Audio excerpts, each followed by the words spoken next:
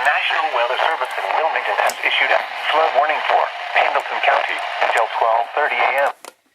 At 8:34 p.m., local law enforcement reported that several roads remain closed in Pendleton County due to high water. Radar indicated that rainfall amounts on Pendleton County were 2 to 4 inches. Though additional heavy rainfall is not expected, flooding from previous heavy rainfall will be slow to recede.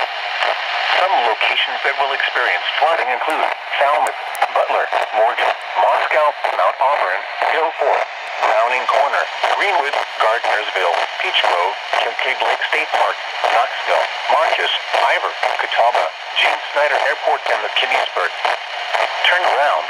Don't drown when encountering flooded roads. Most flood deaths occur in vehicles. To report flooding, go to our website at weather.gov/ILN and submit your report via social media when you can do so safely.